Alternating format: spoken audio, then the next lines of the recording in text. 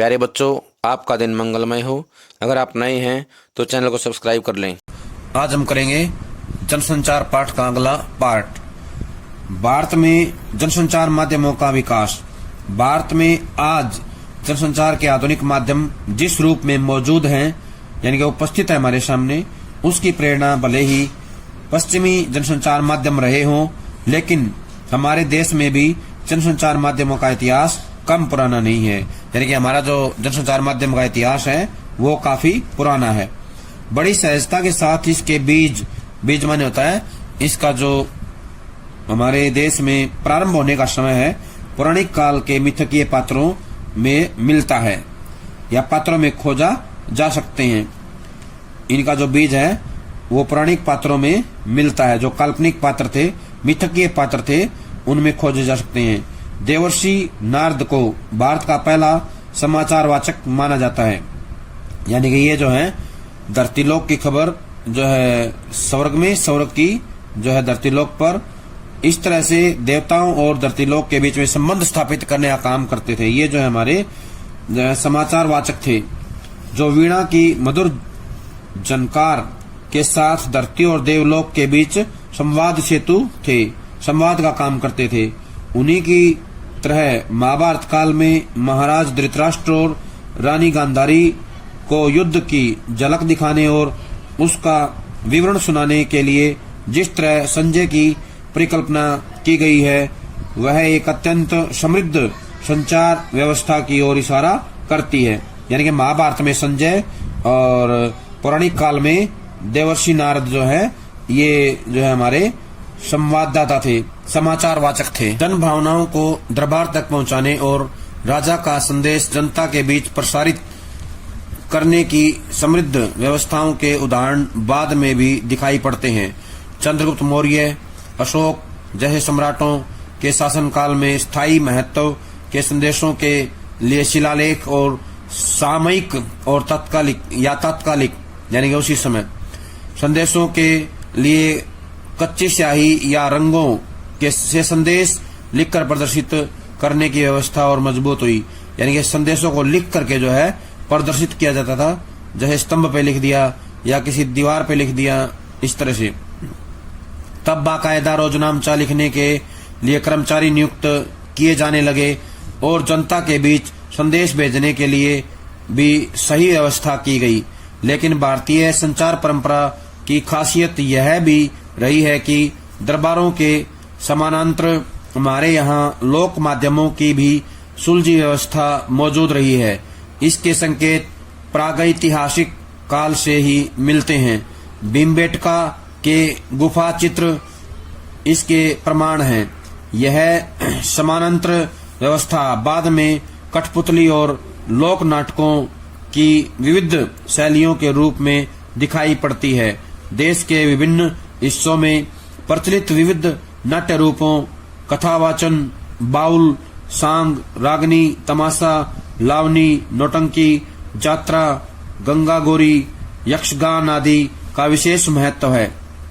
इन विधाओं के कलाकार मनोरंजन तो करते ही थे, एक क्षेत्र से दूसरे क्षेत्र के संदेश पहुंचाने और जनमत निर्माण करने का काम भी करते थे। लेकिन जनसंचार के आधुनिक माध्यमों के जो रूप आज हमारे यहाँ हैं, वे निश्चय ही हमें अंग्रेजों से मिले हैं। चाहे समाचार पत्र हों या रेडियो, टेलीविजन या इंटरनेट, सभी माध्यम पश्चिम से ही आए। हमने शुरुआत में उन्हें उसी रूप में अपनाया, लेकिन धीरे धीरे वे हमारी सांस्कृतिक विरासत के अंग बनते चले गए। चाहे फिल्में हों या टीवी सीरियल, एक समय के बाद वे भारतीय नाट्य परंपरा से परिचालित होने लगते हैं। इसलिए आज के जनसंचार माध्यमों का खाका भले पश्चिमी हो, लेकिन उनकी विषय वस्तु और रंग रूप भारतीय ही हैं, चूंकि उसकी भूमिका भी कहीं अधिक बढ़ चली है। इसलिए जहां वह शासक वर्ग के लिए राष्ट्र निर्माण की दिशा तय करता है, वहीं जनता की भागीदारी भी सुनिश्चित करता है। जनसंचार माध्यमों के वर्तमान प्रचलित रूपों में प्रमुख हैं समाचार पत्र, पत्रिकाएं, रेडियो, टेलीविजन, सिनेमा और इंटरनेट, इन माध्यमों के जरिए जो भी सामग्री आज जनता तक पहुंच रही है, राष्ट्र के मानस यानी कि मानस का निर्माण करने में उसकी महत्वपूर्ण भूमिका है। अब ये जो चित्र दिए गए हैं, ये हमारे चित्र हैं शिलालेख का उदाहरण या संदेश पहुंचाने का। प्राचीन काल में जो संदेश पहुंचाने का जो उदाहरण था, ये है। जैसे भीमबेटका के गुफा चित्र, भीमबेटका के गुफा चित्र हैं ये जो चित्र हैं बता रहे हैं हमें उस समय लोग कितने समृद्ध थे, कलाकृतियां कितनी समृद्ध थी। ये जो चित्र हैं, इस तरह के चित्रों के माध्यम से संदेश भेजे जाते थे। ये है महाराष्ट्र का लावनी नृत्य। क्या है? महाराष्ट्र का लावनी नृत्य। ये हमारी लोक कलाओं में आते हैं। जैसे हमारा कथावाचन हो गया, बाउल, सांग, रागनी, तमाशा, लावनी, नौटंकी, ये नाट्य रूप हैं। क्या है? ये हमारे नाट्य रूप हैं। इनके द्वारा भी जो है कलाकार संदेश पहुंचाते थे, लोगों के अंदर जो है अपनी सूचनाएं देने का काम करते थे। समाचार पत्र, पत्रिकाएं, ये आधुनिक जनसंचार माध्यम में आते हैं। समाचार पत्र और पत्रिकाएं जनसंचार की सबसे महत्वपूर्ण या मजबूत कड़ी पत्र पत्रिकाएं या प्रिंट मीडिया ही है। समाचार पत्र और पत्रिकाएं किस में आएंगी? प्रिंट मीडिया में। छपाई वाले माध्यम किस में आते हैं? प्रिंट मीडिया में। हालांकि अपने विशाल दर्शक वर्ग और तीव्रता के कारण रेडियो और टेलीविजन की ताकत ज्यादा मानी जा सकती है, लेकिन वाणी को शब्दों के रूप में रिकॉर्ड करने वाला आरंभिक माध्यम होने की वजह से प्रिंट मीडिया का महत्व हमेशा बना रहेगा। आज भले ही प्रिंट, रेडियो, टेलीविजन या इंटरनेट किसी भी माध्यम से खबरों के संचार को पत्रकारिता कहा जाता है या कहा जाता हो, लेकिन आरंभ में केवल प्रिंट माध्यमों के जरिए खबरों के आदान प्रदान को ही पत्रकारिता कहा जाता था। इसके 3 पहलू हैं। पहला, समाचारों को संकलित करना, दूसरा, उन्हें संपादित कर छपने लायक बनाना, और तीसरा, पत्र या पत्रिका के रूप में छपकर पाठक तक पहुंचाना। हालांकि तीनों ही काम आपस में गहरे जुड़े हैं, लेकिन पत्रकारिता के तहत हम पहले 2 कामों को ही लेते हैं, क्योंकि प्रकाशन और वितरण का कार्य तकनीकी और प्रबंधकीय विभागों के अधीन होते हैं, जबकि रिपोर्टिंग और संपादन के काम के लिए एक विशेष बौद्धिक और पत्रकारीय कौशल की अपेक्षा होती है। जहां बाहर से खबरें लाने का काम संवाददाताओं का होता है, वहीं तमाम खबरों, लेखों, फीचरों को व्यवस्थित करके तरीके से संपादित करने और सुरुचिपूर्ण ढंग से छापने का काम संपादकीय विभाग में काम करने वाले संपादकों का होता है। आज पत्रकारिता का क्षेत्र भी बहुत व्यापक हो चला है। खबर का संबंध किसी एक या 2 विषयों से नहीं होता है। दुनिया के किसी भी कोने की घटना समाचार बन सकती है, बशर्ते कि उसमें पाठकों की दिलचस्पी हो या उसमें सार्वजनिक हित निहित हो। हालांकि दुनिया में अखबारी पत्रकारिता को अस्तित्व में आए 400 साल हो गए हैं। सभी याद रखेंगे, अखबारी पत्रकारिता को कितने साल हो गए हैं? 400 साल हो गए हैं। लेकिन भारत में इसकी शुरुआत 1780 से 81 में जेम्स ऑगस्टस ईकी के बंगाल गजट से हुई, जो कलकत्ता से निकाला था, जबकि हिंदी का पहला साप्ताहिक पत्र उद्दंत मार्तंड भी कलकत्ता से ही सन 1826 में पंडित जुगल किशोर के संपादन में निकाला था। कहना है कि 400 साल पहले जो है अखबारी पत्रकारिता को अस्तित्व में आए हुए हो गए हैं 400 साल। और जो शुरुआत हुई थी भारत में पत्रकारिता की 1780 से। कब से हुई थी? 1780 में जेम्स ऑगस्टस ईकी के बंगाल गजट से। कब से हुई थी? 1780 में जेम्स ऑगस्ट ईकी के बंगाल गजट से हुई, जो कलकत्ता से निकाला गया। और हिंदी का जो पहला साप्ताहिक पत्र है उद्दंत मार्तंड है। क्या है? उद्दंत मार्तंड। ये भी कलकत्ता से 1826 में निकाला गया। कब निकाला गया? कलकत्ता से 1826 में। किसने? पंडित जुगल किशोर ने। किसने निकाला? पंडित जुगल किशोर शुक्ल ने जो है निकाला था। तो ये उदाहरण दे रखे हैं यहाँ पे। इंडिया टुडे, इंडिया टुडे जो है ये अखबार है। आउटलुक ये पत्रिका है। साप्ताहिक जो है ये हिंदुस्तान है, सप्ताह में एक बार निकलती है पत्रिका। तो ये अतीत की कुछ प्रमुख पत्रिकाएं हैं। क्या है ये? अतीत की पत्रिकाएं। और ये वर्तमान में कुछ प्रमुख पत्रिकाएं हैं। तो ये निकाली गई थी पत्रिकाएं, पत्रिकाओं के उदाहरण है ये। सबसे पहले ये दिया गया है आजादी के दिन का हिंदुस्तान। क्या है ये? आजादी के दिन का हिंदुस्तान। उसके बाद हिंदी के विकास में अग्रणी भूमिका निभाने वाली पत्रिका है सरस्वती, निभाने वाली सरस्वती। प्रेमचंद द्वारा संपादित हंस, ये हंस है। हंस का पहला अंक 20वीं सदी के साहित्यिक बदलाव का प्रमुख पत्र मतवाला, मतवाला भी जो है ये निराला द्वारा निकाला गया था। बनारसी दास चतुर्वेदी द्वारा संपादित जुलाई 1947 का विशाल भारत, जुलाई 1947 का विशाल भारत। ये जो विशाल भारत है 1947 का है, जुलाई 1947 का। ये जो है बनारसी दास चतुर्वेदी द्वारा संपादित था। बनारसी दास चतुर्वेदी द्वारा संपादित किया गया था। क्या नाम इसका? इसका नाम है क्या? विशाल भारत। और ये मतवाला जो है सूर्यकांत त्रिपाठी निराला द्वारा संपादित किया गया था। 20वीं सदी के साहित्यिक बदलाव का प्रमुख पत्र है ये। क्या है? 20वीं सदी के साहित्यिक बदलाव का प्रमुख पत्र मतवाला है। के विकास में शुरुआती अखबारों और पत्रिकाओं ने बहुत महत्वपूर्ण भूमिका निभाई। इस लिहाज से भारतेंदु और हरिश्चंद्र का नाम हमेशा सम्मान के साथ लिया जाएगा, जिन्होंने कई पत्रिकाएं निकाली। आजादी के आंदोलन में भारतीय पत्रों ने अहम भूमिका निभाई। महात्मा गांधी, लोकमान्य तिलक और मदन मोहन मालवीय जैसे नेताओं ने लोगों को जागरूक बनाने के लिए पत्रकार की भी भूमिका निभाई। गांधी जी को हम समकालीन भारत का सबसे बड़ा पत्रकार कह सकते हैं, क्योंकि आजादी दिलाने में उनके पत्रों ने महत्वपूर्ण भूमिका निभाई। तो यहाँ पे प्रश्न आएगा, बहुत इंपॉर्टेंट है। समकालीन भारत का जो पत्रकार है या सबसे बड़ा पत्रकार किसे कहा जाएगा? महात्मा गांधी को। किसको कहा जाएगा? समकालीन भारत का सबसे बड़ा पत्रकार कौन है? महात्मा गांधी। आजादी के पहले के प्रमुख पत्रकारों में गणेश शंकर विद्यार्थी, माखनलाल चतुर्वेदी, महावीर प्रसाद द्विवेदी, बाबूराव, विष्णुराव पराड़कर, प्रताप नारायण मिश्र, शिवपूजन सहाय, रामवृक्ष बेनीपुरी और बाल मुकुंद गुप्त हैं। ये पत्रकारों के नाम हैं, तो सभी को याद करने हैं। 2 नंबर में या 1 नंबर में प्रश्न आएगा कि आजादी के पहले के प्रमुख पत्रकार कौन कौन से हैं, तो ये नाम आएंगे। उस समय के महत्वपूर्ण अखबारों और पत्रिकाओं में केसरी, हिंदुस्तान, सरस्वती, हंस, कर्मवीर, आज, प्रताप, प्रदीप और विशाल भारत आदि प्रमुख हैं।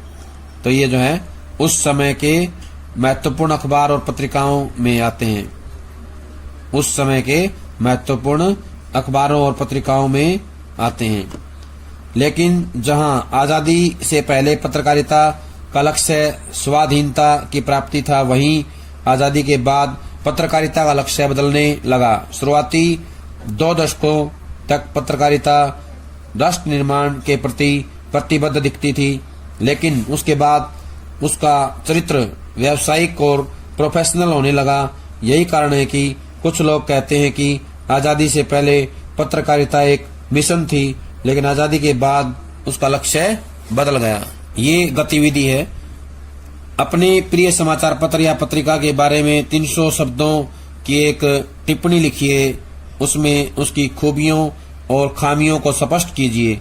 यह भी बताइए कि आप वह समाचार पत्र या पत्रिका कब से पढ़ रहे हैं या रही हैं। क्या आप रोज अखबार पढ़ते हैं या पढ़ती हैं? क्या आप पूरा अखबार या पत्रिका पढ़ते हैं या पढ़ती हैं?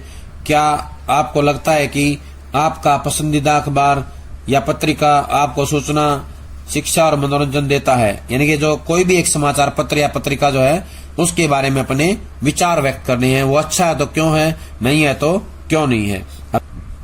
ये है हमारा बंगाल गजट, 1780 में प्रकाशित होने वाला भारत का पहला अखबार है। क्या है ये?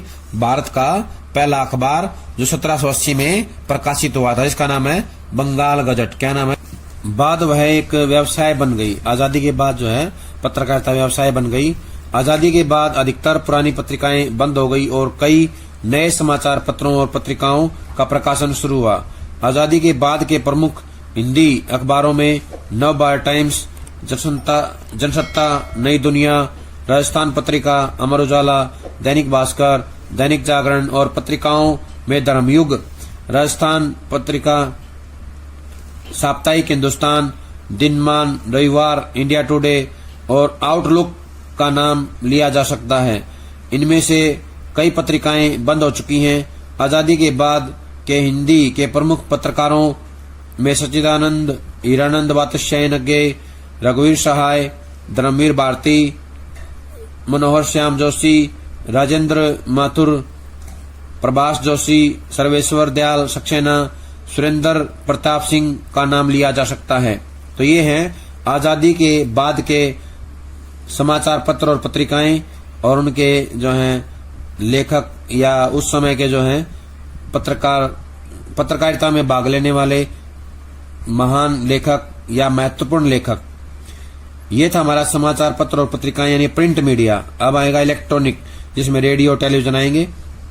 रेडियो पत्रिकाओं के बाद जिस माध्यम ने दुनिया को सबसे ज्यादा प्रभावित किया वह रेडियो है।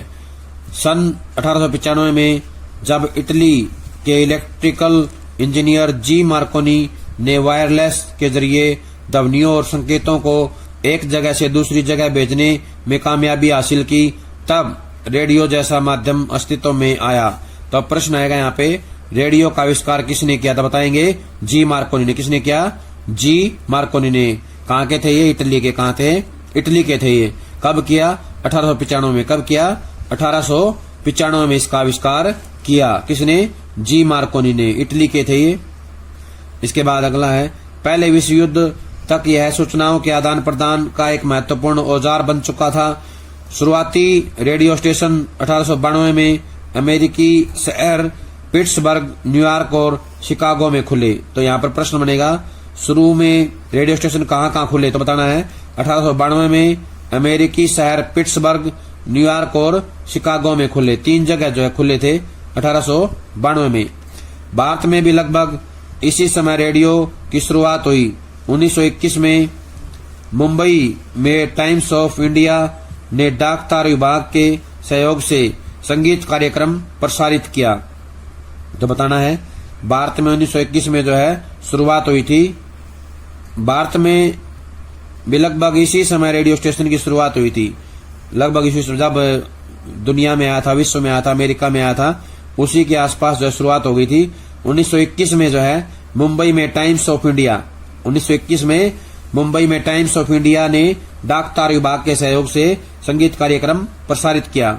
1936 में विधिवत ऑल इंडिया रेडियो की स्थापना की गई। तो यहाँ प्रश्न बनेगा, ऑल इंडिया रेडियो की स्थापना कब हुई?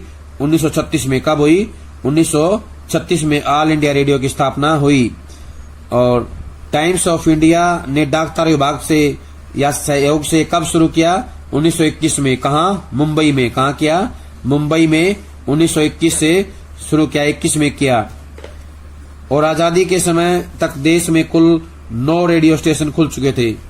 आजादी के समय तक जो है देश में कुल 9 रेडियो स्टेशन खुल चुके थे।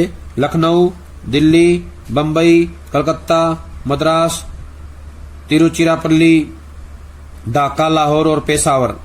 तो यहाँ पे प्रश्न आ सकता है 2 नंबर में कि आजादी के समय कितने स्थानों पर रेडियो स्टेशन खुले थे, उनके नाम बताइए। तो बताना है 9 रेडियो स्टेशन खुले थे, उनके नाम है लखनऊ, दिल्ली, बम्बई, कलकत्ता, मद्रास, तिरुचिरापल्ली, ढाका, लाहौर और पेशावर।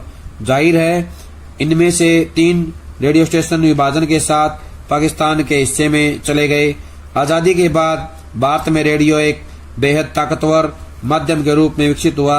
एक धर्मनिरपेक्ष, लोक हितकारी राष्ट्र के जनमाध्यम के तौर पर देश के नवनिर्माण में आकाशवाणी की महत्वपूर्ण भूमिका रही है। सूचना और शिक्षा के अलावा देश की सामाजिक संस्कृति को उभारने और राष्ट्रीय नवनिर्माण के लिए शुरू किए गए कार्यक्रमों को एक आवाज देने का काम रेडियो ने किया।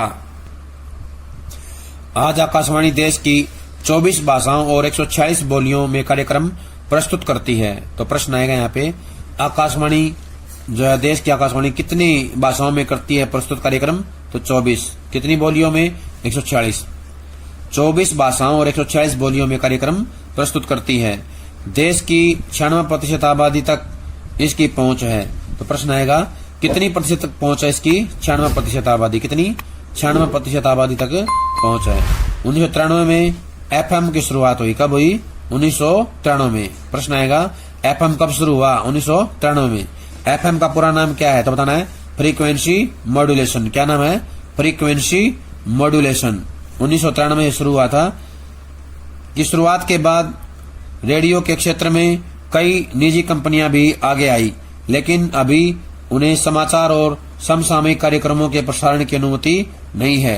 1997 में आकाशवाणी और दूरदर्शन को केंद्र सरकार के सीधे नियंत्रण में से निकालकर प्रसार भारती नाम के स्वायत्तशासी निकाय को सौंप दिया गया। तो प्रश्न आएगा यहाँ पे, आकाशवाणी और दूरदर्शन को केंद्र सरकार के नियंत्रण से कब निकाला गया? 1997 से। कब निकाला गया? 1997 में। कब निकाला गया? 1997 में निकाला गया। और किसके अधीन कर दिया गया? प्रसार भारती। किसके हैं? प्रसार भारती के नाम से स्वायत्तशासी निकाय बना दिया। क्या बना दिया? एक स्वायत्तशासी निकाय को सौंप दिया गया। असल में लंबे अरसे तक सरकारी नियंत्रण में रहने के कारण रेडियो में आ गई जड़ता को तोड़ने की पहल 1995 में उच्चतम न्यायालय के एक फैसले ने की। तो अब आएगा, जड़ता को तोड़ने की, रेडियो में जड़ता को तोड़ने की जो है पहल कब की गई? 1995 में। कब की गई? 1995 में। किसके द्वारा? उच्चतम न्यायालय के एक फैसले के द्वारा। कब की गई? उच्चतम न्यायालय के एक फैसले के द्वारा। इस फैसले में कहा गया कि ध्वनि तरंगों पर किसी का एकाधिकार नहीं हो सकता।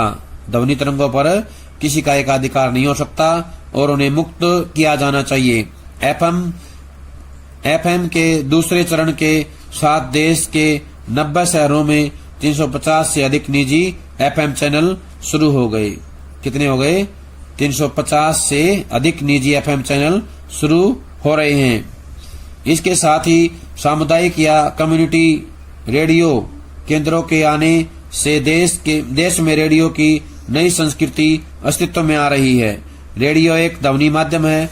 इसकी तात्कालिकता, घनिष्ठता और प्रभाव के कारण गांधी जी ने रेडियो को एक अद्भुत शक्ति कहा था। तो प्रश्न आएगा, रेडियो को अद्भुत शक्ति किसने कहा था? महात्मा गांधी ने। किसने कहा था? महात्मा गांधी ने। ध्वनि तरंगों के जरिए यह देश के कोने कोने तक पहुंचता है। दूर दराज के गांव में जहां संचार और मनोरंजन के अन्य साधन नहीं होते, वहां रेडियो ही एकमात्र साधन है बाहरी दुनिया से जुड़ने का। फिर अखबार और टेलीविजन की तुलना में यह बहुत सस्ता भी है। इसलिए भारत के दूर दराज के इलाकों में लोगों ने रेडियो क्लब बना लिए हैं। आकाशवाणी के अलावा सैकड़ों निजी एफएम स्टेशनों और बीबीसी, वॉइस ऑफ अमेरिका, डोइचे वेले रेडियो जर्मनी है, Moscow radio, radio Beijing, radio Australia जैसे कई विदेशी प्रसारण और हैम एमेच्योर रेडियो क्लबों का जाल बिछा हुआ है। स्वतंत्रता समूह द्वारा संचालित पंजीकृत रेडियो स्टेशन है ये हैम एमेच्योर रेडियो क्लब। ये डायग्राम या इसके अंदर बताया गया है कि आकाशवाणी से कितने लोग जुड़े हुए हैं देश के। तो बताना है 96%। जनता के बीच आकाशवाणी का दायरा, यानी कि आकाशवाणी रेडियो जो है जनता के बीच में 96% लोगों में लोकप्रिय है। 96% लोग जो है इससे जुड़े हुए हैं। ट्रांजिस्टर गतिविधि, अपने ट्रांजिस्टर पर आकाशवाणी के स्थानीय केंद्र से प्रसारित होने वाले कार्यक्रमों को सुनिए। विशेषकर 8 बजे सुबह और रात्रि 8:45 बजे हिंदी में प्रसारित होने वाले राष्ट्रीय समाचार बुलेटिन सुनिए। इसके साथ ही शाम 7:30 बजे बीबीसी हिंदी सेवा से प्रसारित होने वाले समाचार भी सुनिए। आकाशवाणी और बीबीसी के समाचार बुलेटिन की तुलना करते हुए 300 शब्दों में एक आलेख तैयार कीजिए और कक्षा में शिक्षक के सहयोग से इस पर चर्चा कीजिए। यानी कि एक लेख लिखना है, उसमें अंतर बताना है। आकाशवाणी और बीबीसी के समाचार बुलेटिन में क्या अंतर है, ये बताते हुए जो है तैयार करना है। प्यारे बच्चों, आज जो काम करवाया गया है सभी इसको अच्छे समझ करके कॉपी में लिख कर याद करें। सभी का बहुत बहुत धन्यवाद।